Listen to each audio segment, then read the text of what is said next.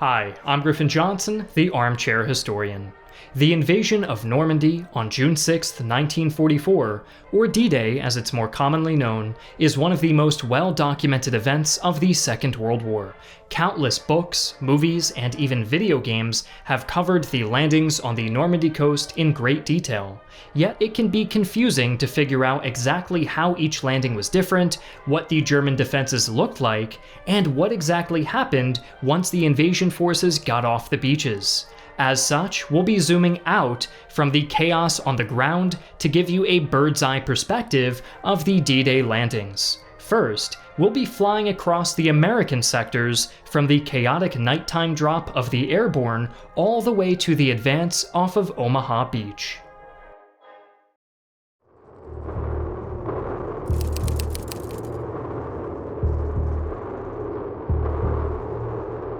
The invasion of Normandy, codenamed Operation Overlord, commenced in the late hours of June 5, 1944, as an armada of C-47 transport planes carrying the American 101st and 82nd Airborne Divisions made its way toward the Cotentin Peninsula. The elite paratroopers were entrusted with the crucial task of paving the way for the seaborne forces landing at Utah Beach just after dawn. The 101st would secure the causeways between the towns of Saint-Martin-du-Verreville and Poupeville, while the 82nd would capture the crossroads at the town of Saint-Mère-Église and secure the vital bridges across the Mérida River at Chef-du-Pont and La Fière-Menor. However, things go awry almost immediately as thick inland cloud cover and intense ground fire complicated things for the pilots. In the resulting chaos, most paratroopers miss their drop zones entirely as they are scattered all across the peninsula. Those who land safely nonetheless manage to quickly form makeshift units as they make their way to the nearest objective. In most cases, the confused German defenders are quickly overwhelmed. Saint-Mère-Église becomes the first French town to be liberated at around 4:30 a.m. as men of the 82nd dig in for the expected counterattack at the La Fière-Menor and Chef-du-Pont bridges to the west. The bulk of the 101st due east, in the meantime, are in the process of clearing the 5 causeways to the landing beach, where the invasion force anchored just offshore is about to make its approach.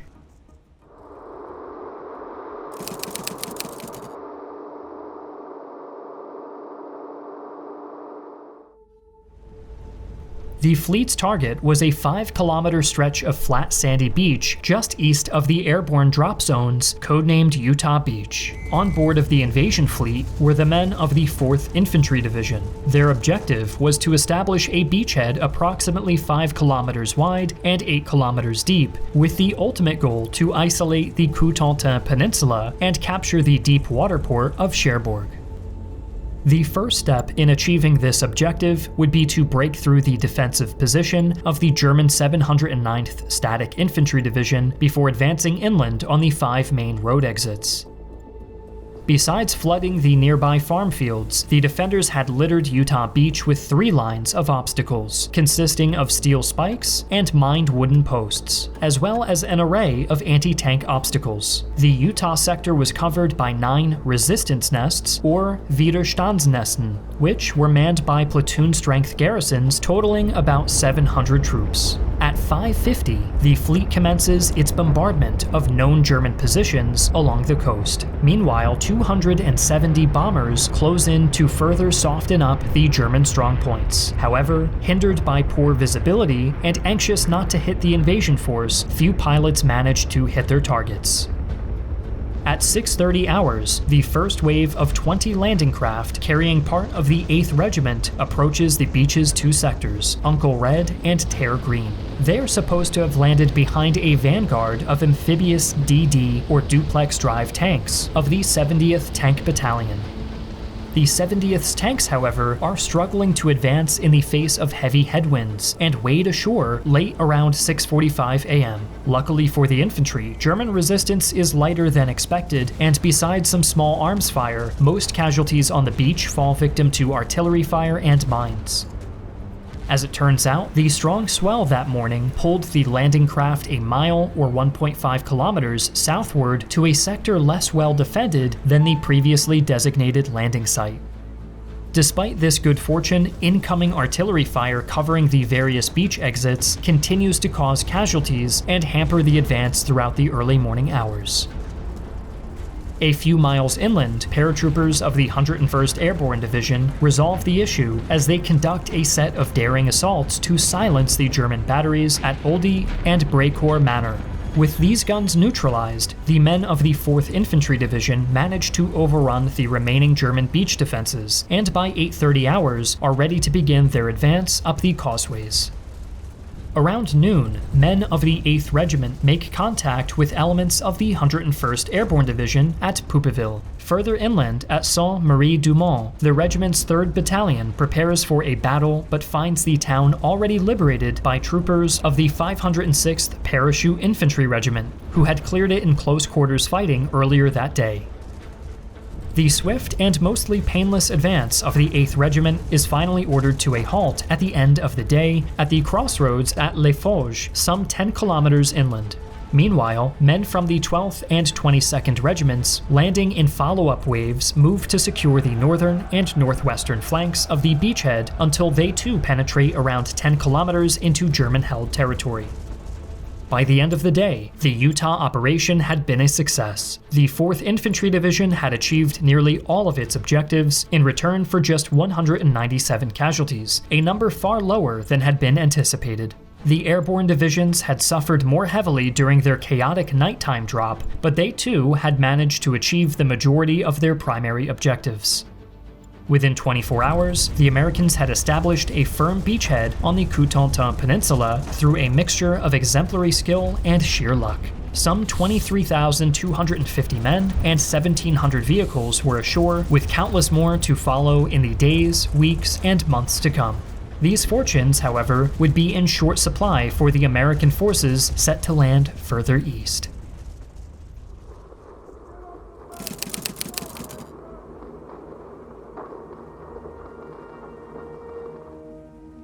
About 15 kilometers to the east of Utah Beach, a group of 225 elite soldiers from the 2nd Ranger Battalion, under the command of Lieutenant Colonel James Rudder, are headed towards the protruding cliffs of the Pointe du Hoc. The Rangers were entrusted with the daunting task of scaling the 30-meter-high cliffs to prevent its artillery battery from pummeling the American invasion beaches. Once on top, the Americans would have to fight their way through a series of defensive works and obstacles manned by men from the 716th Static Infantry Division in order to reach the gun emplacements. Things don't start out well for Rudder's men on D-Day. His troops are scheduled to land at 6:30, but due to a navigational mishap, they don't reach the beach until 10 past 7. The alerted Germans greet the Rangers with small arms fire, grenades, and even rocks as the latter begin making their way up the cliff. By 7:30 hours, the first exhausted Rangers have made their way to the top to find a moon-like landscape of deep craters created by preliminary bombardment. In a wild and frenzied scene, Rudder's men storm the emplacements only to find that the guns are not there. Fears that their sacrifice had been for nothing are soon alleviated when a patrol finds that the guns are intact in a field just behind the Pointe. With their main objective completed, the remaining Rangers dig in for the inevitable German counterattack and wait to be relieved by the invasion force landing at the neighboring Omaha Beach.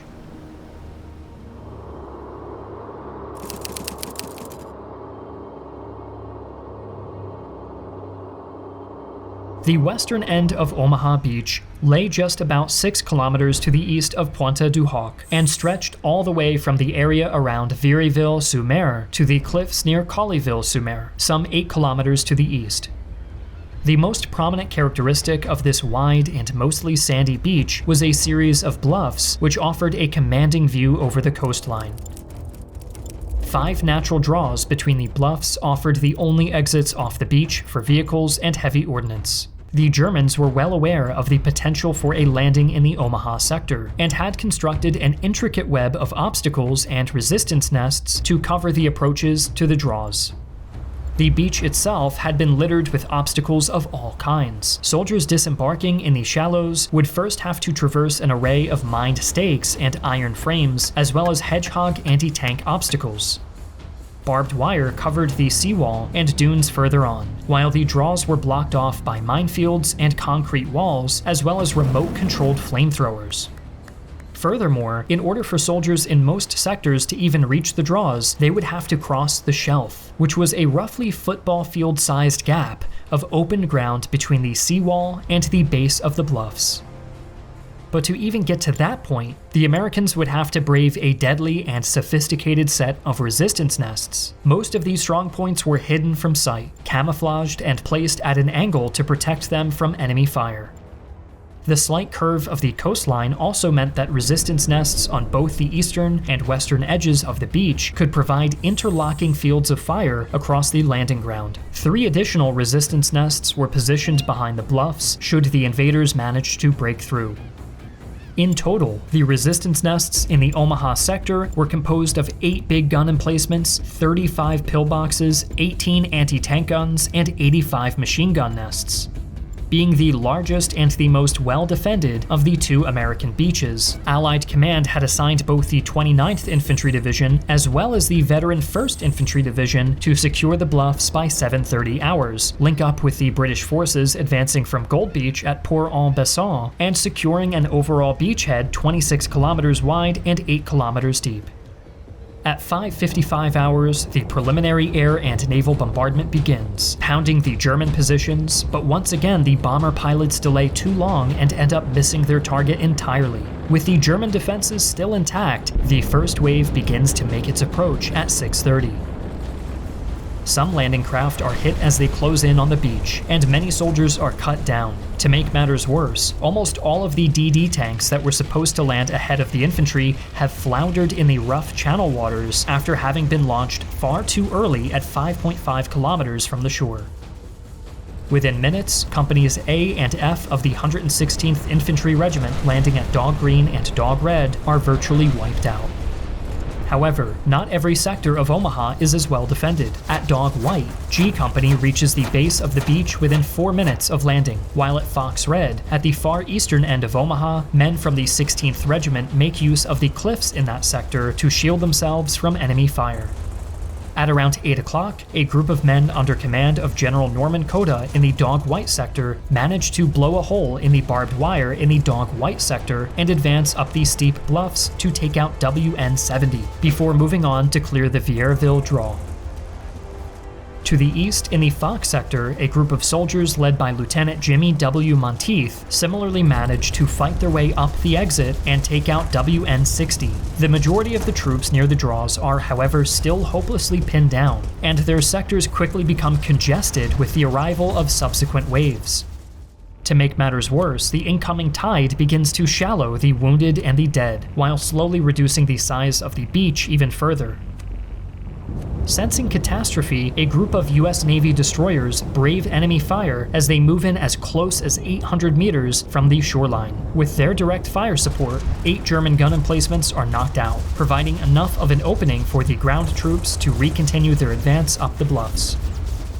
With the German defenses now being breached in several sectors, the tide begins to turn in the Americans' favor. The assault teams on the bluffs quickly swing west and east to flank the remaining German positions, while the other groups advance on the towns of Vierville and Colleyville-sur-Mer.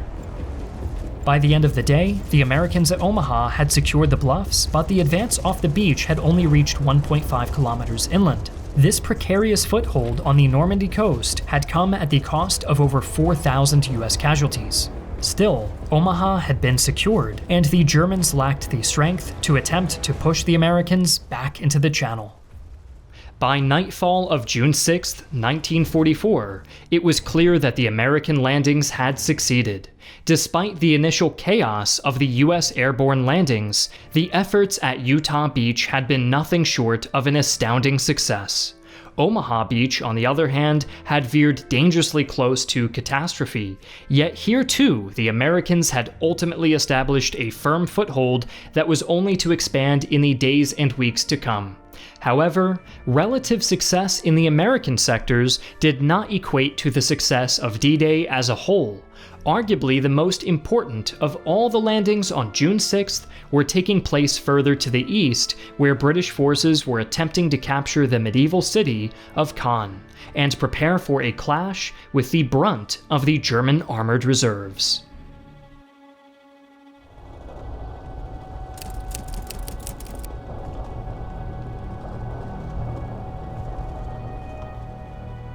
It's just past midnight on June 6, 1944, as a group of gliders descend toward the Norman countryside. Inside are paratroopers of the British 6th Airborne Division.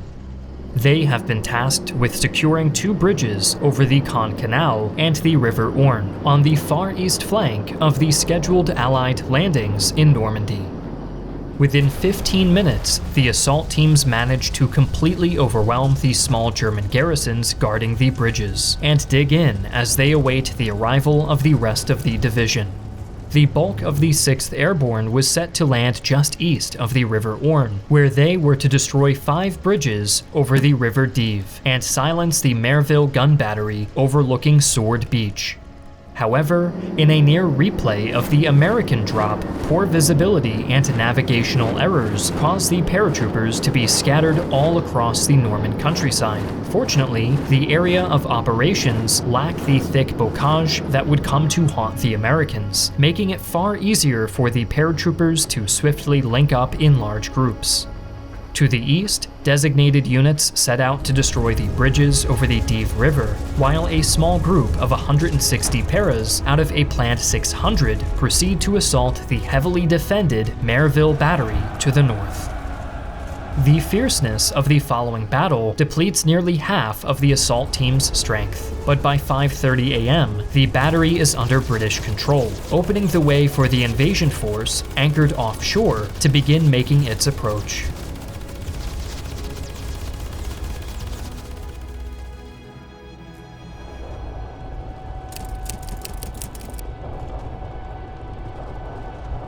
Stretching about 8 kilometers from the seaside town of Ouistreham to Saint-Aubin-sur-Mer, this beach was to be the eastern flank of Operation Overlord. Sword's significance lay in its proximity to the city of Caen, which was a major road hub located just 12 kilometers from the beach. The British 3rd Infantry Division had been ordered to lead the assault on Sword Beach, and if possible, liberate Caen before the end of the day.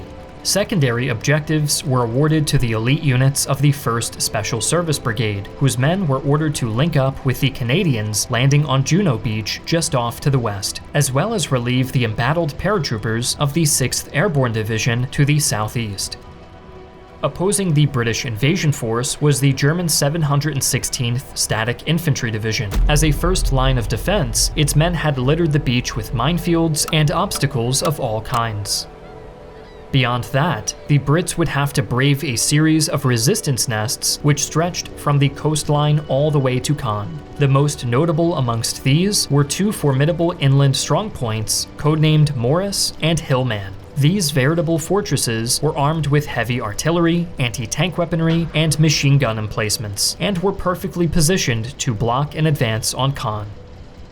However, the Germans' real ace in the hole came in the form of the 21st Panzer Division. Stationed near Caen, their presence in the area presented the defenders' best chance of forcing the British troops back into the Channel. As such, it was imperative for the success of the entire invasion that the 3rd Infantry Division get off the beach as quickly as possible.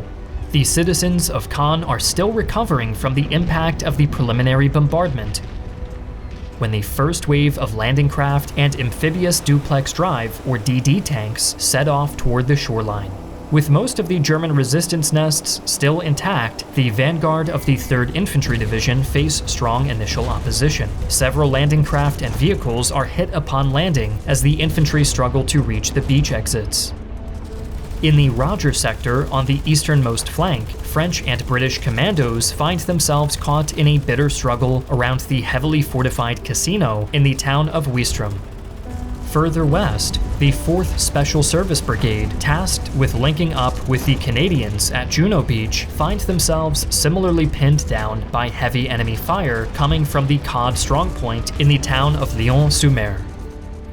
Fortunately for the brigade, the belated arrival of the sluggish DD tanks and other armored vehicles quickly changes the tide of battle. Sword, however, is still under fire from German positions on the Perrier Ridge just south of Hermanville, as overwhelmed engineer teams frantically try to clear lanes off the increasingly congested beach. Hours pass, but luckily for the British, the expected German counterattack fails to materialize. To the south, the frustrated men of the 21st Panzer Division idle uselessly as they await explicit orders from the Führer to attack the beachhead. The Führer, however, is still soundly asleep, as the bulk of the invasion force finally begins moving off the beach. On the eastern flank, the men of the No. 4 Commando Unit have managed to clear out Weestrom, while just to the south, the 1st Special Service Brigade are the first to make contact with the beleaguered paratroopers at the Caen Canal and River Orne bridges.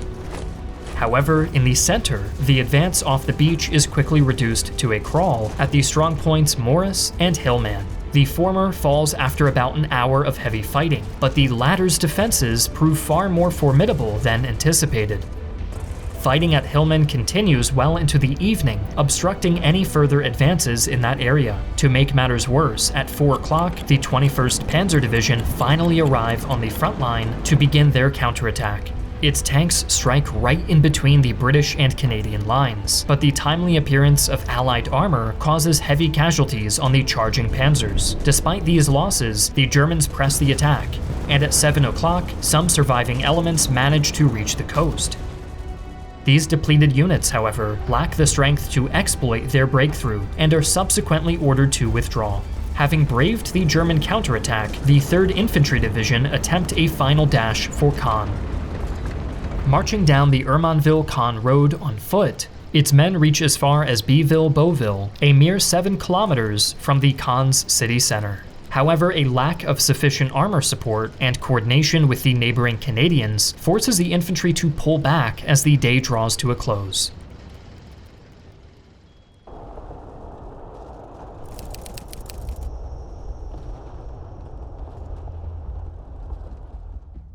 Positioned right in the middle of the Normandy invasion, the Gold Beach sector stretched from Port-en-Besson to the west to Vers-sur-Mer, some 16 kilometers to the east. High cliffs on its western end separated Gold from the neighboring Americans at Omaha Beach, and forced the British to land on a flat stretch of ground between La Hamel and La Rivière.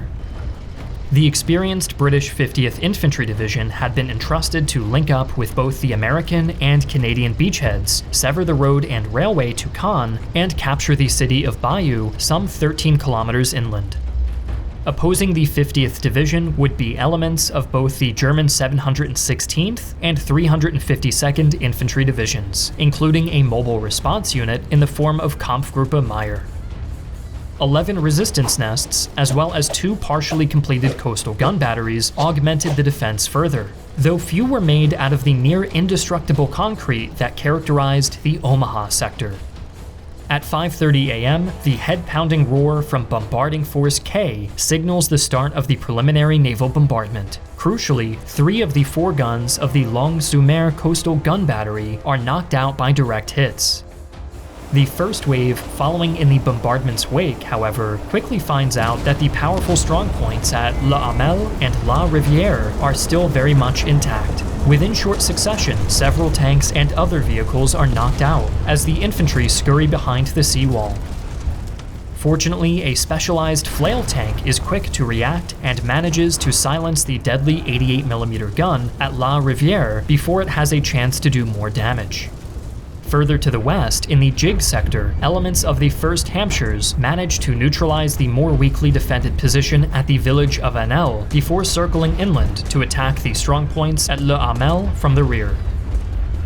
Meanwhile, in the King sector, infantry of the 5th East Yorkshires begin to systematically clear out the fortified houses at La Rivière along the shore, while flail tanks try to clear out lanes for the invasion force to move inland. With the immediate landing zone coming under Allied control, men of the 1st Battalion Hampshire Regiment managed to seize Armchair, while the 47th Royal Marine Commando march on Port-en-Besson to link up with the neighboring Americans.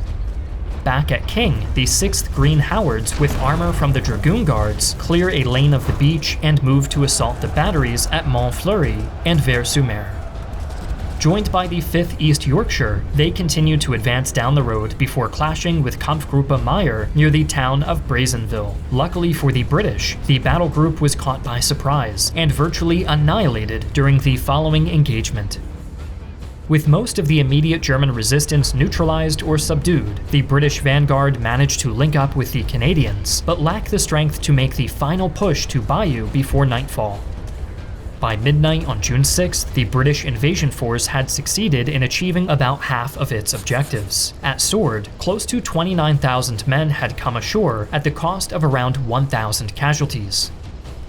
The 6th Airborne, on its part, had secured a beachhead on the eastern bank of the Orne, while blocking the way for the Germans to reinforce the defense of the beach. Crucially, though, the British had not been able to capture Caen on the first day. A failure that would prove extremely costly for the Allies, as it allowed the Germans time to reinforce their line with several elite panzer divisions. The Norman city would not finally be liberated until July 19th.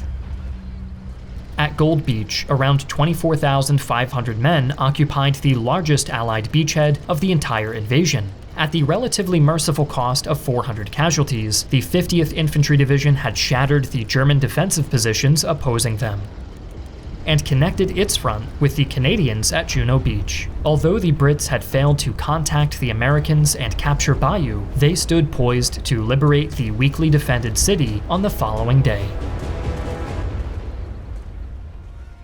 Special thanks to the sponsor of today's video, World of Warships, a free-to-play MMO that lets you take to the high seas at the helm of history's greatest naval vessels. First-time and returning players will be excited by the new content being released every month, whether it's new ships, in-game nations, cosmetics, or even ship classes. Enjoy fresh gameplay experiences and best-in-class graphics in World of Warships' stunning 12v12 arena, and on more than 40 unique maps with dynamic weather, all of which have been updated with amazing new water effects and textures that make the game's seas virtually indistinguishable from the real thing. With multiple ship classes to choose from, conquer the oceans using big hitting battleships, quick and devastating destroyers, do-it-all cruisers, sneaky submarines, and deadly aircraft carriers. From live streams to tournaments to in-person events, World of Warships has an active and passionate community that you can be part of. Use the link in the description to play World of Warships today on PC or console, and use code WARSHIPS to receive a huge starter pack that includes a haul of doubloons, credits, premium account time, and a free ship. If British casualties on D-Day were less grievous than Allied planners had anticipated, their Canadian comrades were to be less fortunate. We'll take a closer look at the landings on Juno Beach, also known as the Canadian Omaha.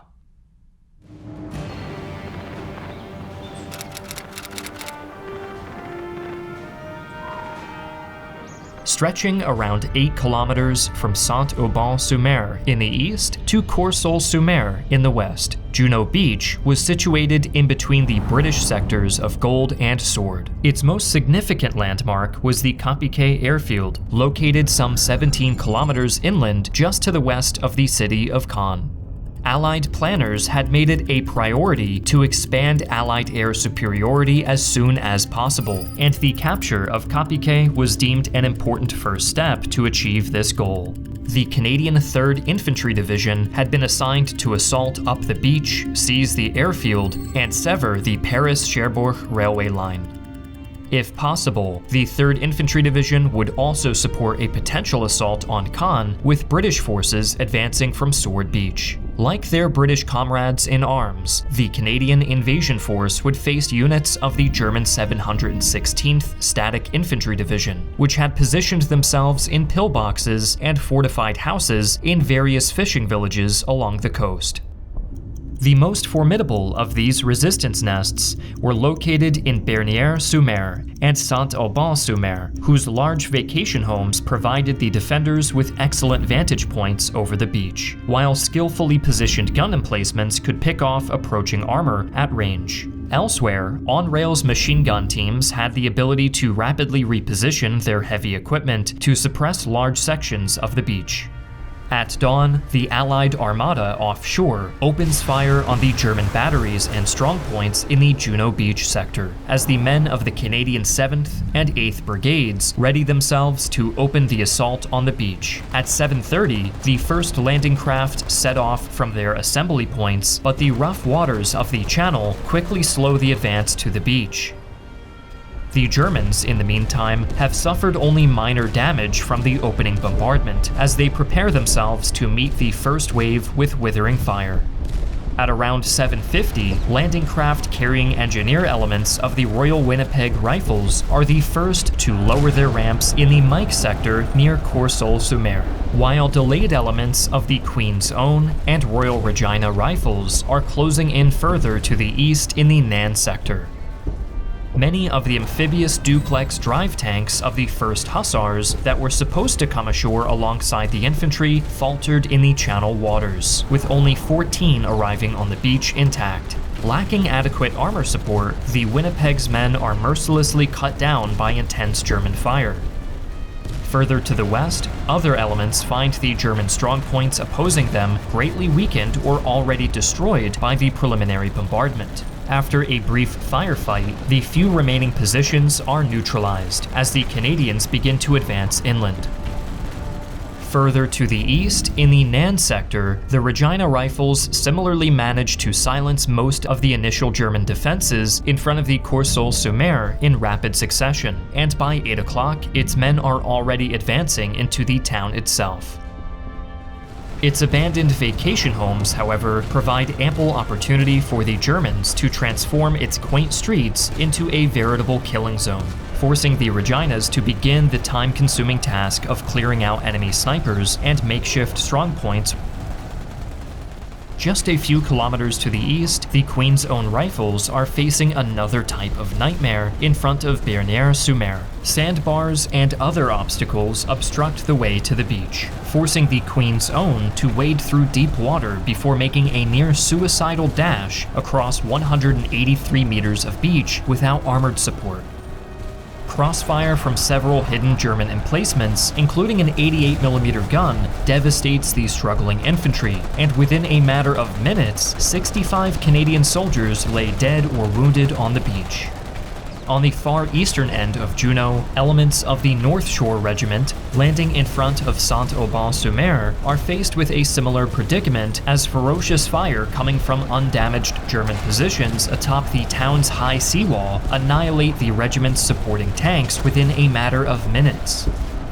Meanwhile, the arrival of reinforcements changes the tide of battle at Bernières-sur-Mer as the decimated men of the Queen's Own manage to overcome the Germans and move into the town.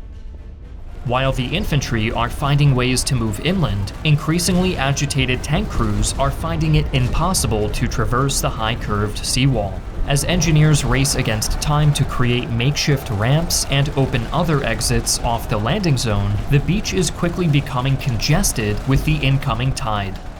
In the meantime, advancing Canadian infantry are moving to outflank the last pockets of German resistance. Courseulles, Bernières, and Saint-Auban-sur-Mer all fall under Canadian control. By 10 o'clock, the advance southward is ready to begin in earnest. Within an hour, the Québécois regiment stands outside the outskirts of Benny-sur-Mer, while follow-up waves equipped with bicycles rush down to catch up with the vanguard. On the western flank, the Canadian, Scottish, and Winnipeg Rifles link up in the marshes around Sainte-Croix-sur-Mer, while the Regina Rifles and 1st Hussars advance towards the Riviere. With their line broken, the defenders of the 716th Infantry Division are powerless to withstand the weight of the Canadian advance. With the fall of Benny-sur-Mer, the road to Capiquet Airfield and the Paris-Cherbourg railway line now lay wide open. However, just as follow-up units continue to advance southward, the eastern flank is attacked by elements of the 21st Panzer Division. Attempting to push the Allies back into the Channel, the 21st's panzers drive in between the Canadian and British lines toward the sea. The attack, however, fails to dislodge the Allies, and the 3rd Infantry Division re-continue the advance in hopes of reaching their primary objectives before nightfall. Dashing ahead, elements of the 1st Hussars manage to sever the Con Bayou Highway, while the North Nova Scotia Highlanders and the Sherbrooke Fusiliers fight their way into the towns of Villon, Buisson, and Annecy. With the Canadians now a mere 5 kilometers away from the Capiquet airfield, its garrison panics and initiates a haphazard evacuation. Unbeknownst to the Germans, the 3rd Infantry Division receive orders to halt the advance and dig in for the night and prepare for another expected German counterattack. Thanks to our sponsor, World of Warships. Click the link in the description and use code WARSHIPS to receive a huge starter pack of doubloons, credits, premium account time, and a free ship. By the end of D-Day, the men of the Canadian 3rd Infantry Division had established a beachhead that stretched around 16 kilometers inland, which was further than any of the other beaches on the first day of the invasion. In return for this remarkable feat, its men had suffered serious losses during their initial landings on the beach, which were dwarfed only by the casualties the Americans sustained on Omaha. However, the Canadians had fallen short of their primary objectives. Their failure to capture the Capiquet airfield in particular would soon prove to have been a costly mistake. By the end of the next day, powerful German reinforcements in the form of the 12th SS Panzer Division, Hitlerjugend, moved into the area, marking the start of a month-long bitter struggle which would not end until Capiquet was finally captured on July 9th.